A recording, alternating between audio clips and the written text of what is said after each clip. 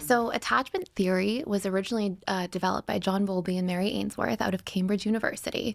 And what they studied was really the impact of our relationships as children to caregivers and how they then affected our adult romantic relationships. So there are 4 major attachment styles. The first one is the secure attachment style. Secure children basically grow up in homes where they have a lot of what we call approach-oriented behaviors in psychology. Approach-oriented behaviors. Exactly. Okay. And so what this means is it's something small, but it has a huge impact in the way it conditions us and shapes our reality. So what happens is children, if they are distressed, sad, anything like that, the caregivers are very attuned to the child, and we're wired to need attunement. And so when the caregiver picks up on the distress of a child, they approach them. They try to figure out what's wrong. They try to soothe them. They're there for them.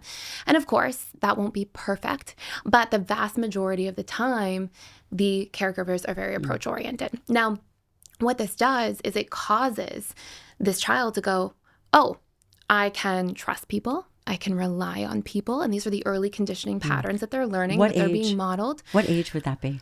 So our original attachment style actually develops between the ages of 0 to 2. And we can talk about how this was studied and demonstrated in a moment, which I think is really interesting, something called the strange situation experiment out of Cambridge University with John Bowlby and Mary Ainsworth. And so what ends up happening is because children are constantly getting this conditioning of my caregivers are here for me, they're supporting me, they learn I can rely on people, I can trust people, it's safe to express emotion is some of their early conditioning.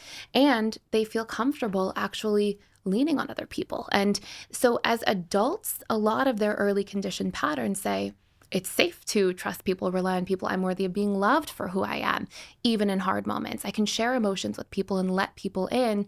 And so they're also comfortable with vulnerability.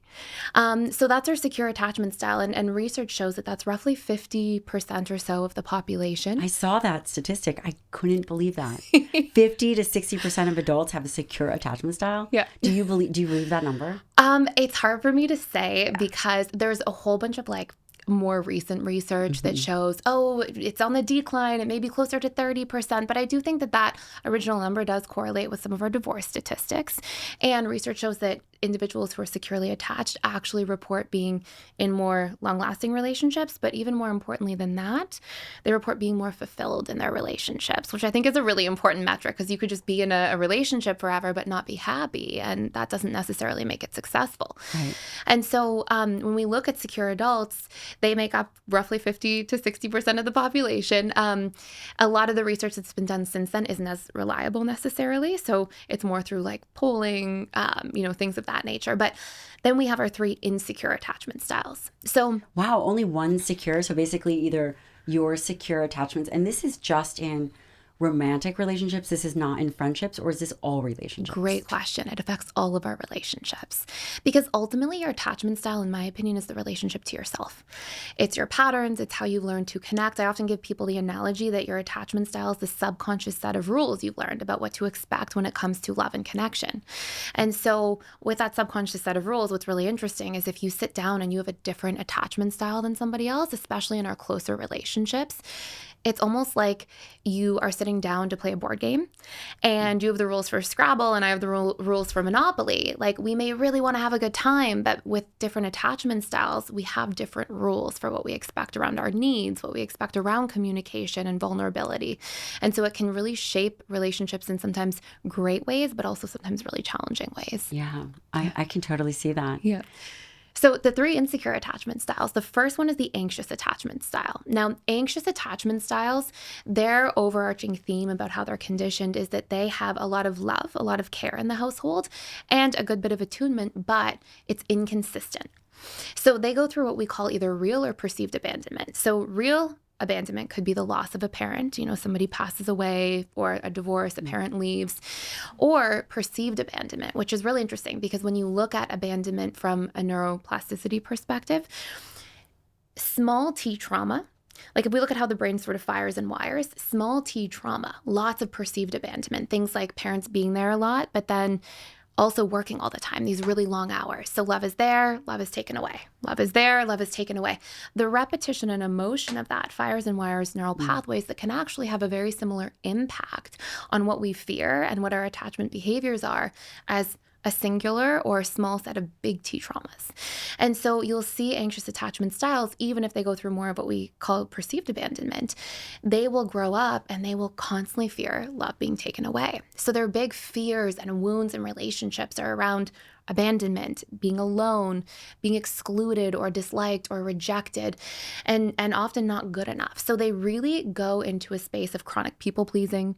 They spend a lot of their time in relationships just trying to maintain proximity, like just trying to keep somebody close. But unfortunately, a lot of the time, because they're so anxious, what ends up taking place is they accidentally push somebody away by holding on too tight, by trying to move the relationship along way too quickly. And I'm sure you've probably known people like this in your life. Yeah. And you see, like, they're generally very kind and sweet and they care about people and connection so much, but they really struggle to have a healthy relationship to self, to have healthy boundaries, standards for what they accept from relationships.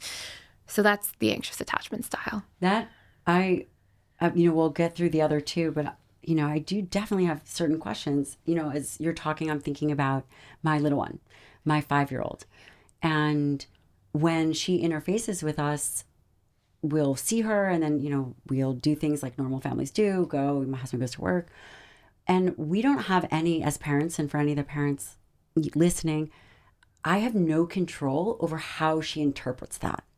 Yes. Right? And I'm sure that you'll give us tips as to Yes. how to maybe soften that for our children.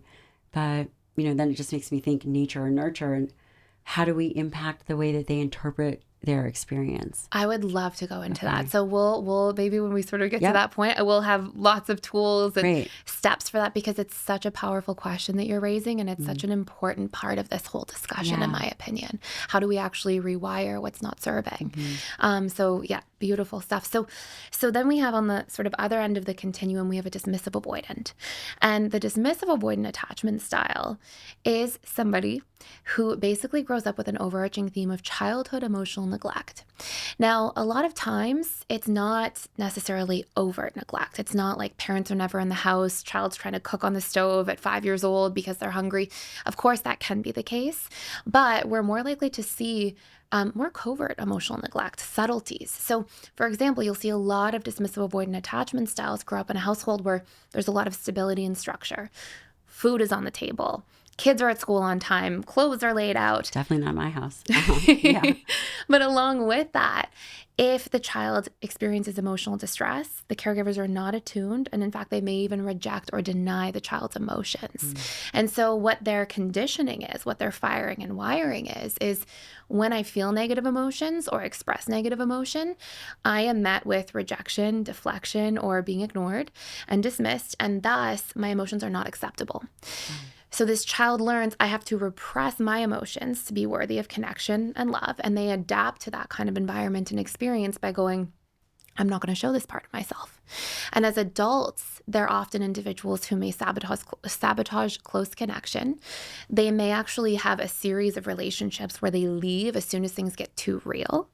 And they may be individuals, if they do stay in a relationship, that constantly close down, shut down, stonewall, and really go to great lengths to avoid conflict or avoid feeling too much, which of course can be difficult in a relationship, because healthy, secure relationships are often founded on acceptance, vulnerability, communication, and they often struggle in those departments to properly work through conflict.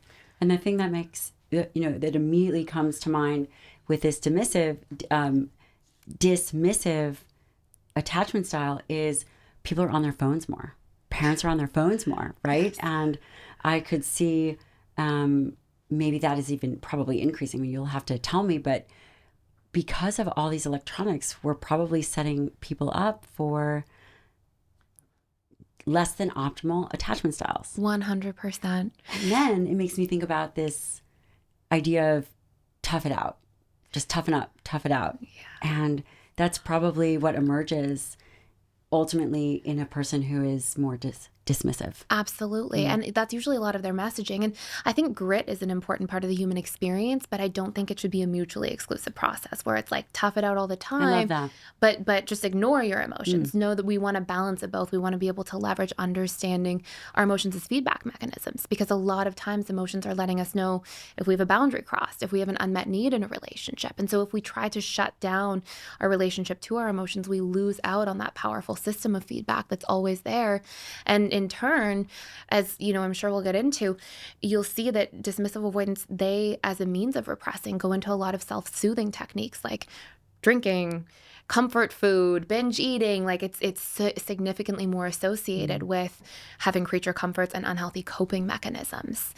So and we can get into, you know, more of that. So the last attachment style is our fearful avoidant, sometimes referred to as the disorganized attachment style as well. So our disorganized attachment style, they grow up in a household where the overarching theme is chaos. So the types of situations you would see may be things like having a cluster B parent, somebody with narcissistic personality disorder or borderline personality disorder, or at even worse, antisocial personality disorder. Having a parent who is struggling with an addiction, active addiction, alcoholism, drug addiction, substance use. And you would see in these types of situations that there tends to be more abuse, be it physical, mental, emotional abuse. You could also see in various situations just a really difficult divorce between parents where it's very challenging and triggering for the child. They're put in the middle, parentification type of patterns. But in any of these forms, the overarching theme in terms of how a child is conditioned is they never know what they're going to get. So when they are young children and they're trying to co-regulate with their parents and caregivers, and their nervous system is really in training with that of their caregivers around them, there is a tremendous amount of distress in their parents around them. So the child doesn't know whether to look at their parent as a source of love or a source of fear. And in particular situations, you know, you may see if there's a parent who's an alcoholic, one day that parent is drinking a little bit and they're in a good mood and they're nice and they're loving. Another day a parent is drinking a lot and they're cruel or they're vicious or mean. Or in the case of having a narcissistic parent, you know, one day the parent is love bombing and they're sweet and kind. Another day the narcissist is scary and potentially volatile or even violent. And so in these particular cases, this child gets wired with very competing associations about love. Love has really good moments, and I want that. I want that closeness and the connection when I do have those nice moments. And yet love is scary. It's terrifying. So this child copes with this by becoming extremely hypervigilant. And as an adult, their actual attachment mechanism is not to cling like an anxious attachment style or avoid like a traditional dismissive avoidant. Their attachment mechanism is to read between the lines on everything so they can try to predict 2 steps ahead to know who or what they're going to get. Wow. That seems like that would be a lot for a kid and probably a lot for an adult. Absolutely.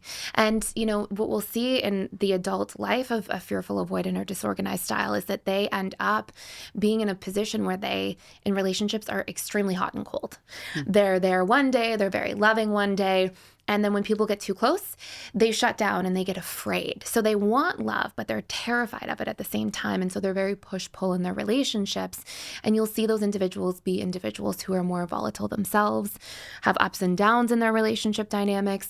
And as a result, it can be really difficult to have healthy, sustained relationships as a disorganized attachment.